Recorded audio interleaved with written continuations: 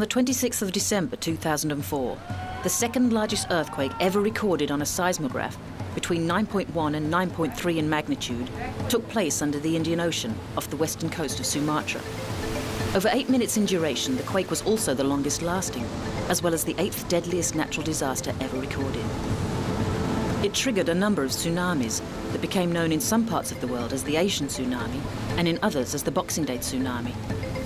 Following the sudden vertical rise of the seabed, the waters receded from the shores of such countries as Indonesia, India, Sri Lanka and Thailand, and then poured back in with devastating effects. Like all tsunamis, the phenomenon behaved very differently in shallow water than it did in deep water. Far out at sea, the waves moved quickly and were small and hardly noticeable. But the massive displacement of water in the shallows nearer the shoreline slowed the tsunami's speed considerably and resulted in a succession of huge waves, which rolled inland in roughly 30-minute cycles. The third was the biggest and the most cataclysmic, with waves up to 30 meters high destroying towns and villages and traveling up to 2 kilometers inland. The force of the waves was calculated to be the equivalent of 5 megatons of TNT. That's over twice the entire explosive force used during all of the Second World War, including the atomic bombs at Hiroshima and Nagasaki. The 1,600-kilometer fault line stretched from north to south, so the waves with the greatest impact were the ones traveling to the east and west. This meant that countries like Bangladesh, which is a low-lying country at the northern end of the Bay of Bengal, and therefore quite near to the quake's epicenter, reported only 2 deaths after the capsize of a tourist boat. Other countries were not so lucky, and distance was no guarantee of safety. Somalia, 4,500 kilometers away on the northeastern coast of Africa, lost nearly 300 people, and a further 5,000 were displaced. The worst-hit country was Indonesia. While exact numbers of casualties are impossible to gauge, original estimates put the number of deaths at around 170,000. Although in 2005, the Indonesian health minister updated that total to 220,000. In the northern provincial capital of Banda Aceh, one of the hardest hit areas, there were 30,000 deaths. The casualties in India, Thailand and Sri Lanka also numbered in the thousands, with the overall estimated loss of life near to 300,000 and within the vicinity of 1.7 million people losing their homes. Unable to resist the force of the water, children made up at least a third of the casualties, while relief agencies reported that 4 times as many women were killed as men, as they waited on beaches for their fishermen husbands to return. Tourists also suffered badly, with Europe particularly affected. Sweden and Germany confirmed over 500 deaths each. Amongst those dead were 14-year-old Lucy Holland, the granddaughter of English film director Richard Attenborough, and the fashion photographer Simon Attlee. Brazil lost its diplomat, Luis Ameo de Benedicto Davola, who, with her young son, died in Phi Phi, Thailand. Amongst all the horror, though, there were some amazing stories of courage, resilience, and quick thinking. Before the tsunami hit northern Phuket in Thailand, a 10-year-old British schoolgirl called Tilly Smith spotted the warning signs of the receding ocean and, remembering her geography lessons, alerted her parents to the danger. They raised the alarm, and everyone on the beach was safely evacuated. Because the effects of the disaster were felt on such a global scale, and the news images were so horrifying, the amount of aid sent to the stricken areas was unprecedented, amounting to $7 billion. But the physical, psychological, and political ramifications were so profound that while relief was swift and for the most part well orchestrated, the recovery process will stretch on for decades.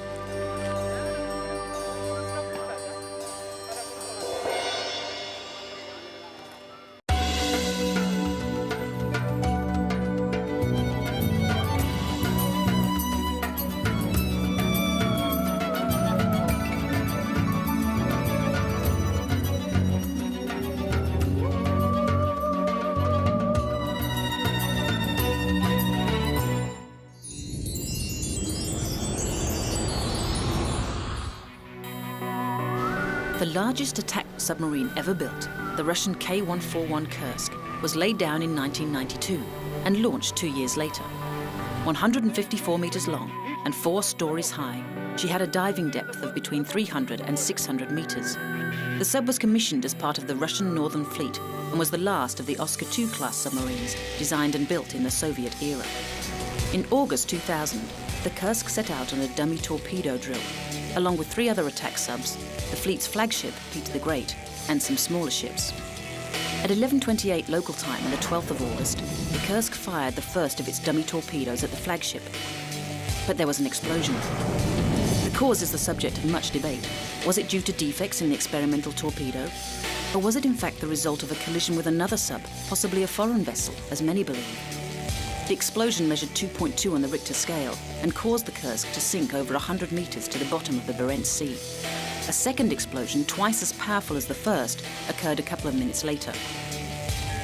Though most of the submarine's crew were killed outright in those first 2 explosions, 23 of the 118 crew members aboard survived in compartment 9, the one furthest away from the blasts.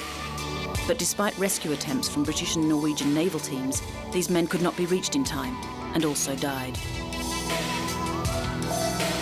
While Russian authorities tried to claim that their survival was brief, notes found on the body of Captain Lieutenant Dmitry Kolesnikov suggested that he and his men had hung on for hours. Also found in compartment 9 were potassium superoxide chemical cartridges, which are used to absorb carbon dioxide and chemically release oxygen. This suggests the crew members had survived for several days before a flash fire used up the rest of the oxygen, leading to death by asphyxiation.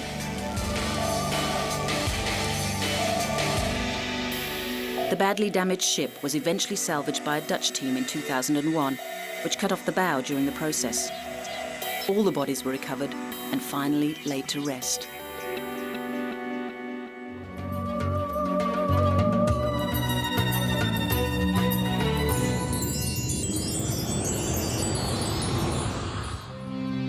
The 11th of May 1985 was supposed to be a day of celebration for the Bradford City Football Club, as it marked the English team's triumph as winners of the 3rd Division trophy. Instead, it is a day that is now remembered by the citizens of the town as one of horror, as 54 of the team's supporters and 2 fans of the visiting Lincoln City side were killed as fire swept through the Valley Parade football stadium. Another 450 were injured, half of them requiring hospital treatment. Many of the others were helped by members of the local British Asian community, who immediately opened up their homes around the ground and rushed to help.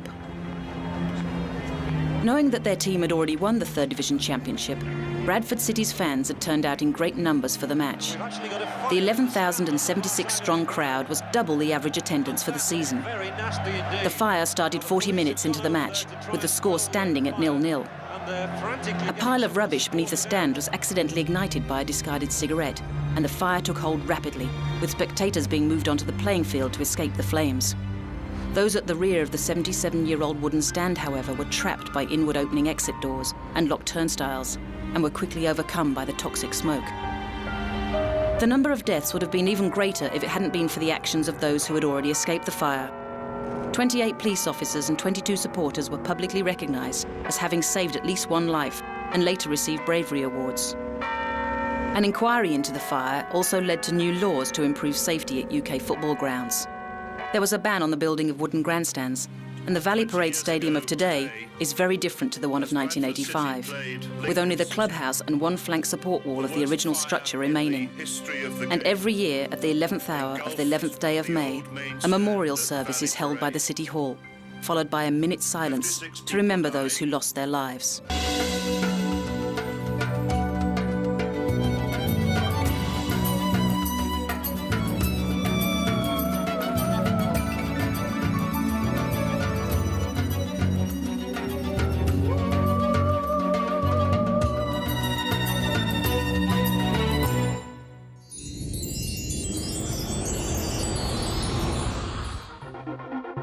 Located in the Cascade Range and part of the Pacific Ring of Fire, the active stratovolcano Mount St. Helens in Skamania County, Washington, may look peaceful enough now, but climbers have learned not to be complacent where it is concerned, knowing that at any time its trails may again be closed to them, like they were after the 18th of May 1980. The volcano's most infamous eruption, causing the deaths of 57 people and 7,000 big game animals, was the deadliest volcanic activity ever in the United States. It was also the most economically destructive event of its kind, with the loss of 250 homes, plus the destruction of bridges, roads and railway tracks. An earthquake 2 months earlier had started the seismic activity, leading to a 5.1 magnitude quake on the 18th of May. The massive eruption saw the entire north face of the mountain collapse, and the resulting debris avalanche was the biggest in recorded history. When it was all over, the mountain's summit had been reduced by 400 meters to 2,550 meters. In the years since the 1980 eruption, the mountain has continued to change. It was initially left to return to its natural state, but was reopened to climbers by the National Forest Service in 1987. 7 years later, it was again closed when magma reached the volcano's surface in early October. In March 2005, the mountain spewed out a plume of steam and ash, soaring 11,000 meters into the sky, that could be seen from Seattle. Archaeological surveys point to human settlement around Mount St. Helens for the past 6,500 years and numerous volcanic events. Are we due for an even bigger eruption than the one of May 1980? Only time will tell.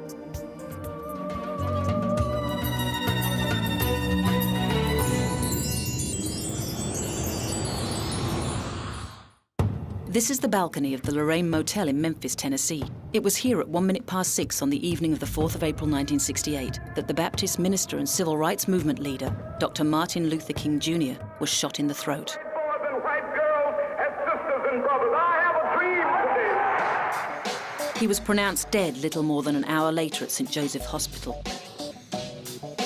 King is one of the most loved and revered figures in recent American history. In his lifetime and posthumously, he was the recipient of numerous awards and prizes. In 1964, at the age of 35, he became the youngest person ever to receive the Nobel Peace Prize. One of the main reasons King received such recognition was because, like Mahatma Gandhi before him, he espoused the philosophy of non-violent civil disobedience.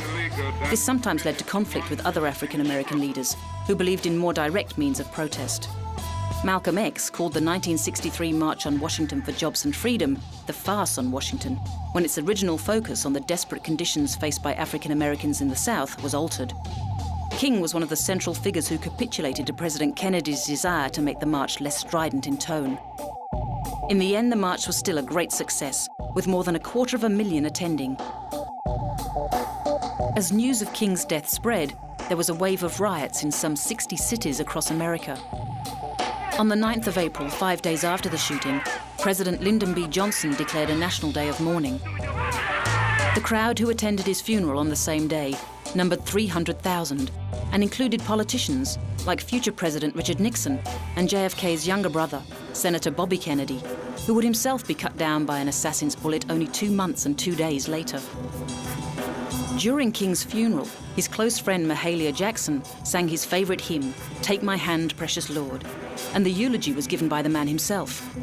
A recording was played of his noted drum major sermon from the 4th of February 1968, in which he requested that his honours should not be recalled, but that he had tried to feed the hungry, clothe the naked, and love and serve humanity. King's influence and prestige has only grown in the years following his assassination. Every year on the 3rd Monday of January, close to his birthday on the 15th, America celebrates Martin Luther King Jr. Day as a public holiday.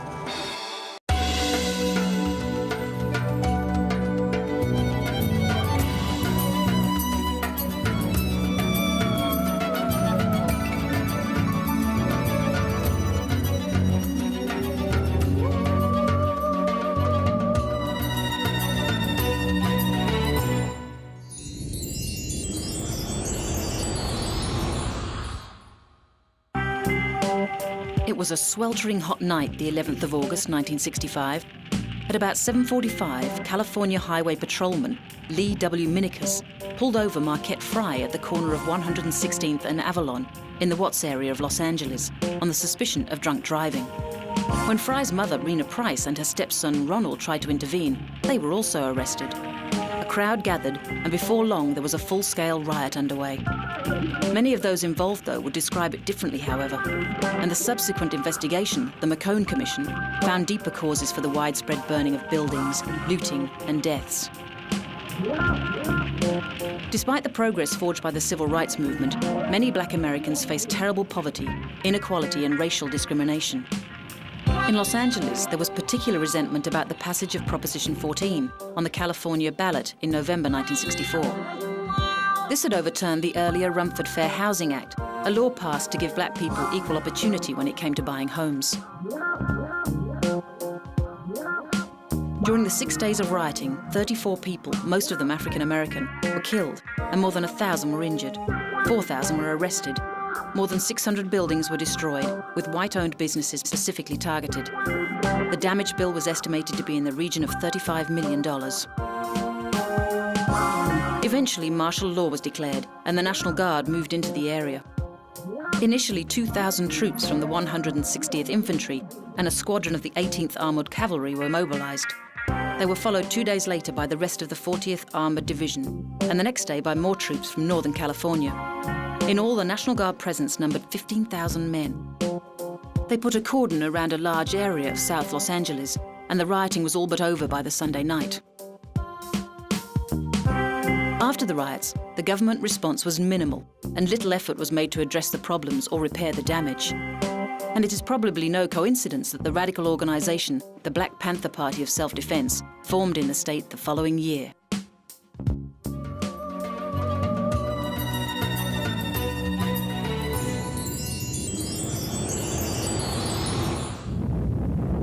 One of the most chilling sights of the 20th century, the mushroom cloud formed by an atomic explosion. It was a sight seen frequently at Bikini Atoll in the Republic of the Marshall Islands between 1946 and 1958, when the United States conducted more than 20 nuclear weapons tests in the area. Admiral William F. Halsey Jr., or Bull as he was known, oversaw operations as his old warship the Independence was one of those selected as a target vessel for the tests. Tagged the Pacific Proving Grounds, the bomb testing area saw the first detonation on the 1st of July 1946 in Operation Crossroads. The idea of using ships as targets instead of detonating the bombs on land was to see what the effect atomic weapons would have on naval fleets. And the plane carrying the bombs was loaded with livestock, including goats, sheep, and mice, again to see what effects the blast and resulting radiation would have on the animals. Unfortunately, the Americans were similarly cavalier in their treatment of the indigenous people of the area. In 1954, Castle Bravo, the US's first dry-fuel hydrogen bomb and its largest weapon ever detonated, turned out to be twice as powerful as predicted and cast its nuclear fallout far and wide. Islanders were quickly evacuated, but exposure to radiation left many of them with cancers and abnormally high rates of birth defects. The first bomb, given the moniker Able, had a yield of 21 kilotons and was dropped from an altitude of 158 meters.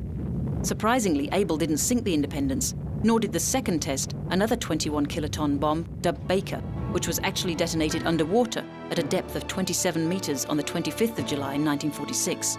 Baker did cause a massive condensation cloud, however, which spread a huge amount of radioactive water onto the ships. The badly contaminated Independence was subjected to further tests at Pearl Harbor before finally being scuttled off the coast of San Francisco in 1951.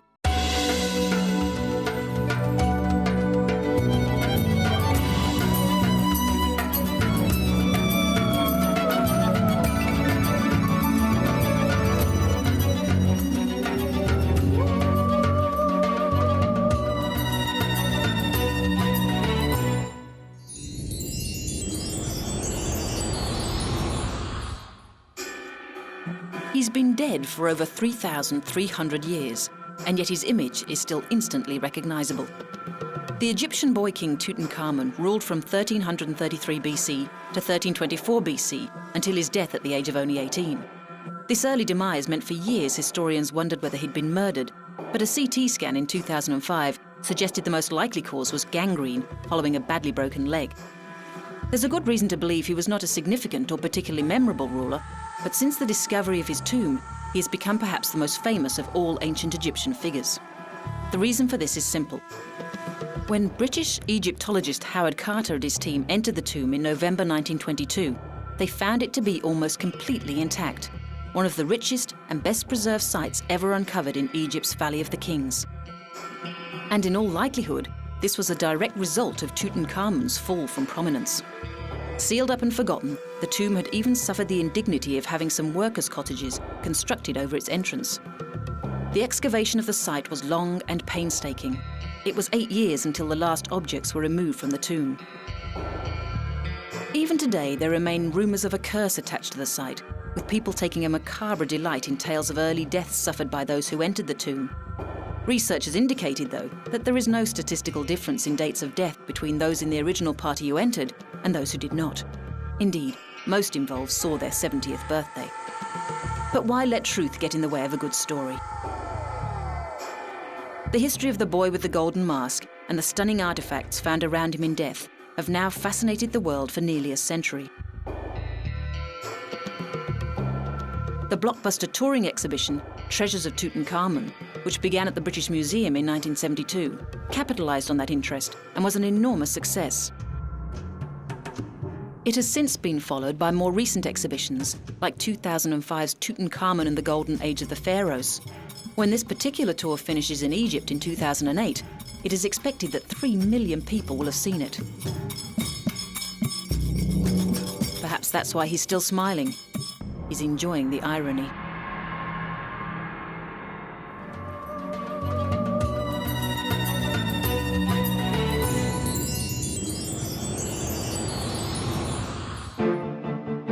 It wasn't just the place, but the day itself that was infamous for King Alexander I of Yugoslavia. Having had 3 of his family members die on a Tuesday, he usually made it a rule not to carry out any public functions on that day of the week. On Tuesday, the 9th of October 1934, however, the 45-year-old dictator was forced to make an exception. That was the day he arrived in Marseille in the south of France on the Yugoslav Navy destroyer, the Dubrovnik. He was making a state visit and hoping to strengthen an alliance between the two countries. He was met by the French Foreign Minister, Louis Barthou. As the king and Barthou drove through the streets, a gunman emerged from the crowd and shot both Alexander and the chauffeur dead. Barthou was also shot, but by a French policeman reacting to the confusion. He died later. The assassin was Vlado Chernozemski, the driver of the leader of the Internal Macedonian Revolutionary Organization. The remarkable footage of King Alexander's death, with the cameraman right on the spot as it happened, makes this one of the most historic early newsreels. And it wasn't only Alexander's death that was captured on film. His killer, Chernozemski, was cut down by the sword of a French mounted policeman. He was then attacked by the crowd and also killed. Alexander's body was returned home on the Dubrovnik. He was buried at the Memorial Church of St. George, which had been built by his father, before eventually being transferred to a mausoleum in Beograd, as his will stipulated. Yugoslavia was then ruled by a regent, Prince Paul, until the signing of the tripartite pact with the Nazi-led Axis powers in 1941.